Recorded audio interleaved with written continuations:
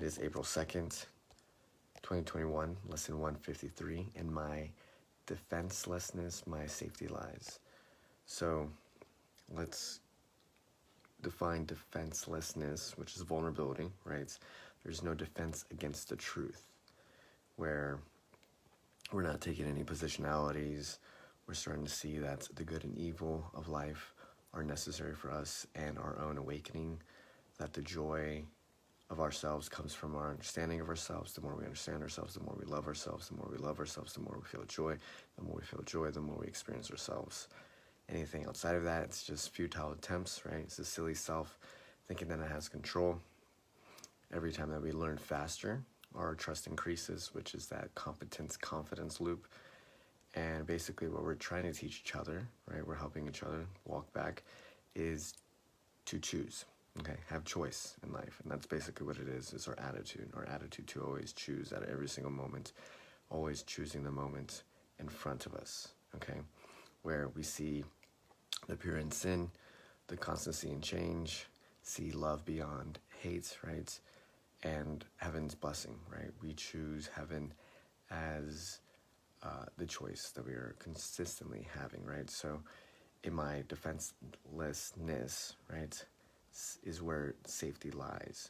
Why? Because now we understand that our will is our own, and that means that we have the willingness to live the life that we want, right? It's not just a desire, it's not just a fantasy, right? And what we are understanding, that your mind holds exactly what you think with God. So now you're clearing, right? You are clearing that which connects you to source. So anytime that we have some positionality, we're looking at this personal self, right? It makes things an enemy out of the present moment and people, right? And basically it creates a reaction, right? This non-reactiveness, right, is an expression that comes from self. When you are reactive, right, you are now falling into the dysfunction of the collective human dysfunction, right? It's very difficult sometimes because you will have to, and at times you may have to, take practical steps to protect yourself from deeply unconscious people, right? But non-reaction is a strength, right? So being still within yourself, and then non-reaction is also forgiveness, right? So do or do not, Luke. There is no try. So it's not trying to forgive, because trying means that it's not a choice, right? It's just kind of like you're kind of hoping for the best. And to choose forgiveness is just allowing you to see, right, what doesn't work, right? Because when you're trying, right, so you're trying to hold on, and you're being aware of the thoughts and keeping it alive with those thoughts, and then feeling the emotions, which is the body's responses to the thoughts. So when you do forgive, right, you're now allowing yourself to overlook the faults of people, of the world, right, and also look through, right? You're seeing through the illusion, and you're now accepting. Grievance is basically the real and perceived things, and we're just carrying the past in the present, and the only way that you can realize yourself is in the present and not in the past, right? So forgiveness is an atonement, right? It's a unity versus a resistance, right? You offer no resistance to life and only find yourself in the present and not the past. Attention is the key for transformation, right? It allows you to accept. Attention is acceptance. And non-forgiveness of the future, right? So we saw the past, now we look at the future, is a refusal to accept uncertainty, right?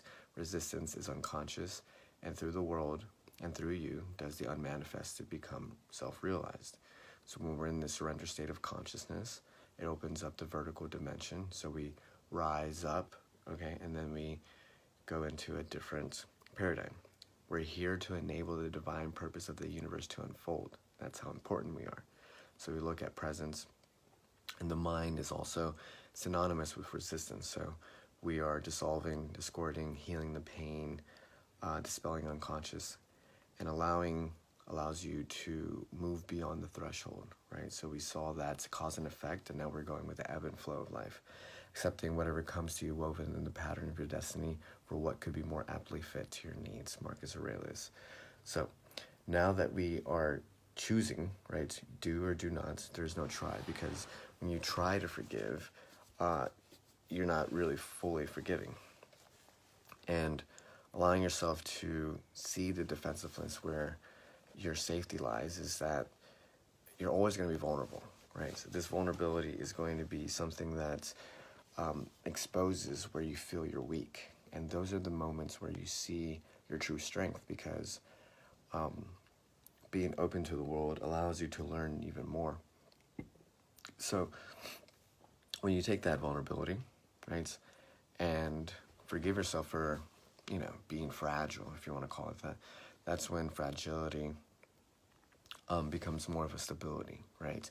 You can rely on yourself to be as perfectly imperfect as you are, and that allows you to, again, see what is clear, because, again, what is not allowing you to forgive is that it's only supporting this false sense of self. So when you see that whatever preconceived notion or misconception, misunderstanding is only creating the separation, the dualism in life, then you see how apparent it is, right? And you're clear and you see that it doesn't work. So again, the only reason we hold on to it is because we're so trapped into our identities that it doesn't allow us to see that every moment is the best moment. So when we do that, then allows us to see where safety lies, and safety lies in truth. Okay, because there is no control, basically.